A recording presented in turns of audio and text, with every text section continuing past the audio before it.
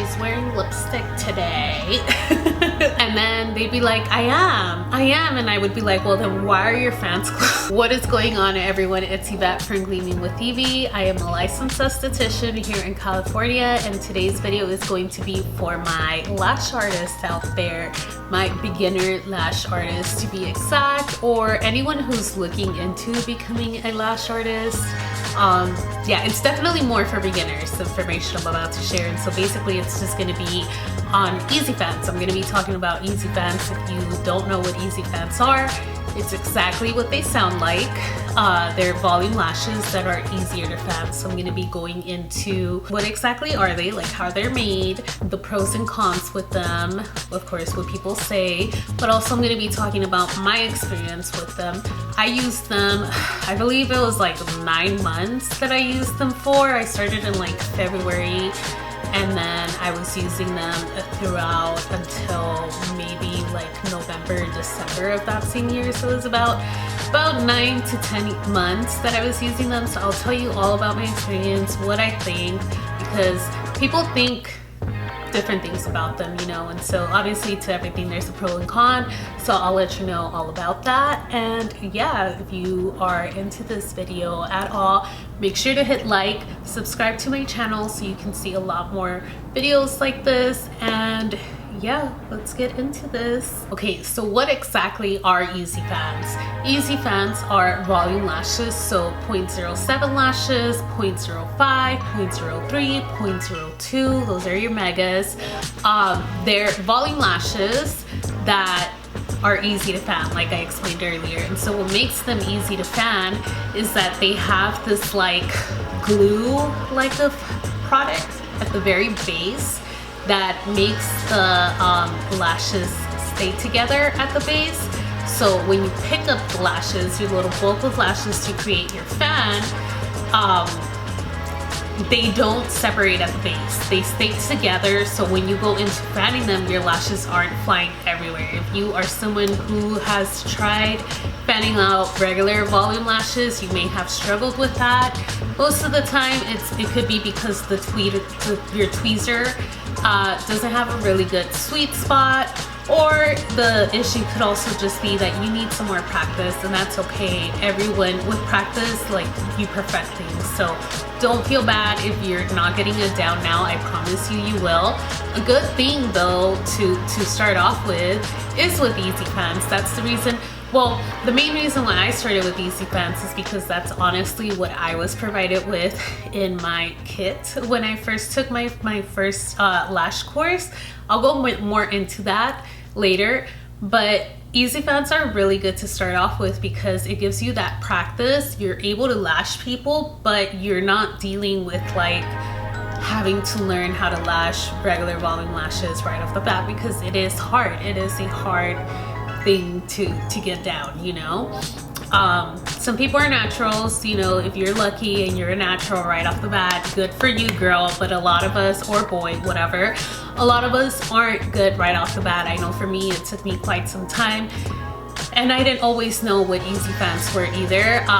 So yeah, again, I'll go more into that later. So basically that's what easy fans are. They have this little glue type of thing at the bottom, and so it helps the base stay together, and when you go into fanning them, they're just very easy to fan. Now, some of the pros and cons, I believe that's what I said I was going to talk about next.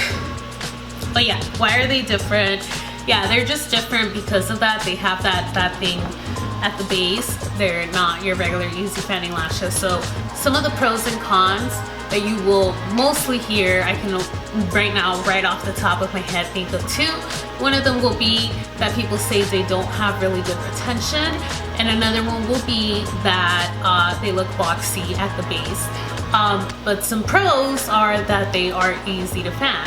You know, they're easy to fan, especially for beginners. Like, you will honestly find these so much better to work with than regular lashes. Personally, that is what happened, and that is why I stuck around for a very long time. But I understand why people don't like them. Eventually, I ended up outgrowing them, basically. I wanted something different. So the reason why people say that the retention is pretty bad with those. It can't be as great as it is with regular fanning lashes.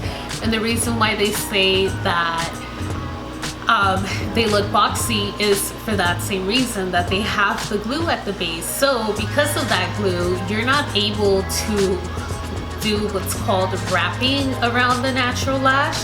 Now this is a technique with volume lashes that is meant to give you amazing retention, because what ends up happening is that the lashes end up hugging the natural lash, and so they're really gripping onto that. And the reason why you're able to do that with a volume lash is because it doesn't have that glue at the base, so the base is able to open up when you go into applying it to the natural lash. What you have to do is do some little micro movements on the lash, pressing down very, very lightly, just enough to make those hairs spread a little bit when you're applying it. And so again, what that's gonna do is, instead of the fan just laying on top or on the side or whatever, it's gonna like really wrap around it, hug that natural lash, cling onto it for dear life. Literally, that meme, I can't remember how it is, but it's like I think it's like two people and one person is like hugging the other. My client sent it to me. It was super funny. But basically it's like my lash extension clinging onto my natural lash, and it literally is like that, like they cling onto it. So you're not able to do that with an easy fan because of that glue base. The bottom, the base doesn't open, you know? And because of that, that is also why they look bulky at the base, because the glue, it's an extra product that's on there basically. So with that being said, you also want to be aware when you pick up your glue that you're not picking up too much glue, because it is a bulkier base. You could end up picking up more glue than necessary.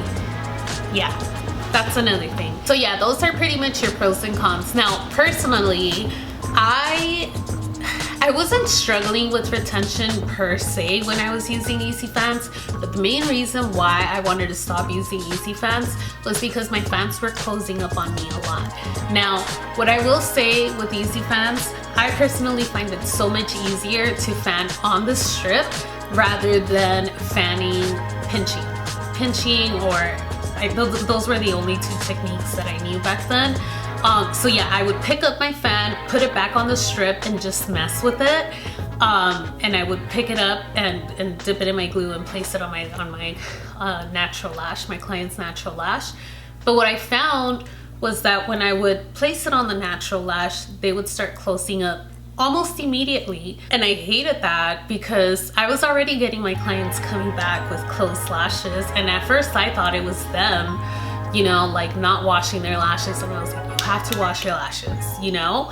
And then they'd be like, I am. And I would be like, well, then why are your fans closed?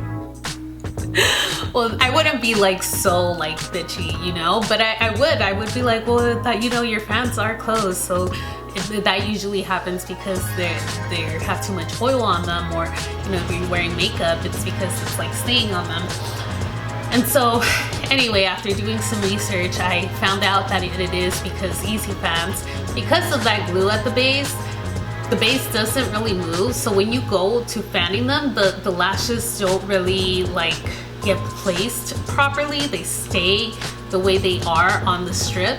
And so they do close up more easily. So a little trick to that I started doing was making my fans wider, so that when I would place them and they closed up, they don't always close up all the way, you know, they just close up a little bit because then the glue hardens. And so yeah, I was making them extra wide, so once they closed up, they would stay a little open.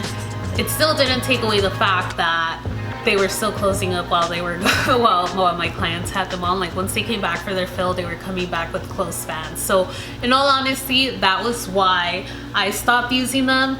But another reason why I stopped using them was in hopes of getting better retention, because I heard that, you know, you had to wrap your lashes and stuff, and so I wanted to start doing that. So that's when I started making the switch.